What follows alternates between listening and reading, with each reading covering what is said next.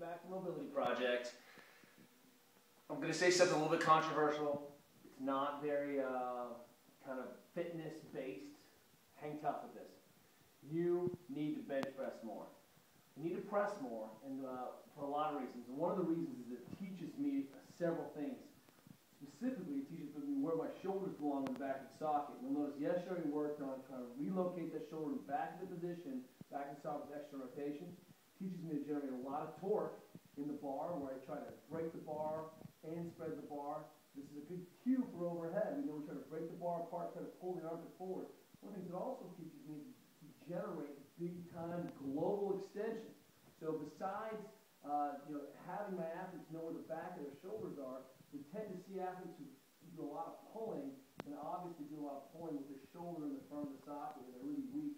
And this causes a whole host of problems. Rowers are particularly bad about this.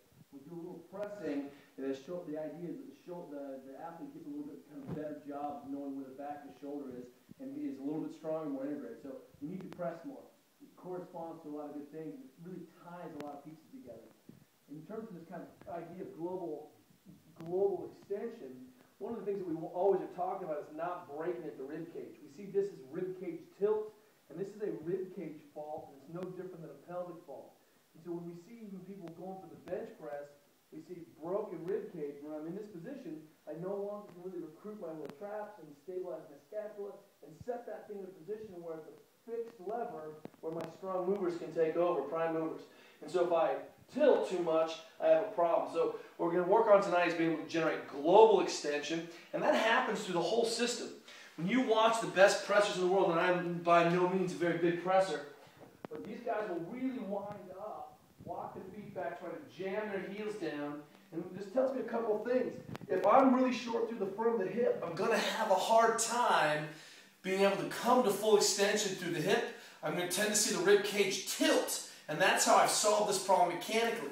It's no different than being on the pull-up bar, potentially, and watching people do a backswing and break, or seeing the knees break. What we're looking for in the pull-up bar is to see big-time global extension. If you watch Adrian practice his kip, we're really trying to squeeze the butt and extend so it doesn't look like I have a single joint taking the whole load, but I'm extending that whole piece from rib cage being tight, generating torque through the whole front of the quad, winding up the shoulder. That sets me in a strong position. So can you relate to pull-up, which is a cue or a skill transfer exercise for the bench press? Absolutely. So when we see athletes really spread their legs out, we know we're short here, we're trying to generate more torque. I'd like to be a little bit tighter and thinking about being a little bit more integrated. So what happens is this is a big demand through the front of the leg and certainly on the knee. So as I wind the shoulders back, my cue is to set, and I really, as I drive in and tight, again, I'm trying not to tilt, I'm trying to generate big time global extension so I'm one arch.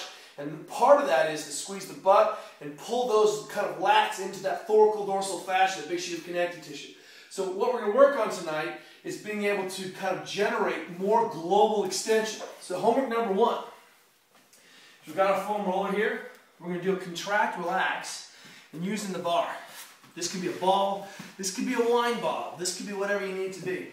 We're going to go ahead and start over here, reach over, grab the bar because it's dynamic and it rolls a little bit. I'm going to go ahead and lift the butt up for starters and then apply the dropping butt as the fulcrum. So don't just break, and you see how that's a tipped rib cage? No good. I want to go ahead and lock the arms out, get into a comfortable position, whatever I need to do, and then from starting pretty high, start to drive the fulcrum down. The 45 pounds is enough. Hang out here, contract, release, come down again. Try not to just give the pelvis away, but try to drag the rib cage down with the pelvis. Hang tight, contract, release. It's a big stretch through this whole interior musculature. Then roll one notch. That's what's so nice about this. It's kind of a modification that Yami came up with, the keg drill. Get tight, really drop, and you're going to catch those lats. If you're feeling a pinch, shake it out, come back in. Again, arms start straight, and then tight and drop through. What you'll find is that you're going to be much better off at driving that kind of big global extension. So that's homework number one. Whoa. Number two is let's look at the other piece. If I'm through the front of the leg here, chances are if I'm really short, no wonder I'm going to have to tilt. If the front of the hip is short, I'm going to have a problem. So here's what we're going to do. You can either do the couch stretch, or we can use our band, which we've been using a lot with here. I'm going to go ahead and drive. I don't trip over this thing.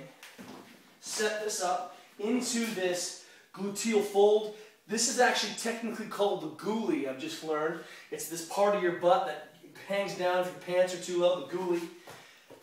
I'm going to go ahead and set this big lunge, and this is going to be my modification. What's happening here is that I'm going to be rib caged in and down and tight, and I'm going to press through and lean back, not breaking at the rib cage, letting the band pull. I can internally rotate, I can kick the leg, I can hit these different corners, I can even tie the arm in overhead. You'll notice I keep my hand here, really squeeze the button, press, and you're going to feel a whole global extension through this so that I can end up in a better position. As it relates, you'll see better positioning on the pull-up bar. Whoa. So that as I pull, I won't tend to want to break and dump that torque. Remember, I'm trying to generate torque through the system, and I'm better off doing it in a way that I can extend that torque all the way through versus breaking. So homework number 1, let's get you over 2 or 3, 4 minutes. Homework number 2, open up the hip here. And let's see. Homework number 3. Oh yeah, it rhymes with let's unglue your quads. But today, we're going to work from the top up. Alright, so let's go ahead and get one knee on the roller all the way down. And I really want you to unglue across. So you're going to have to do a full roll from the IT band, lateral part of the knee. I'm going to pinch and then just trap those tissues, work all the way across, and then just kind of hammer right above the kneecap.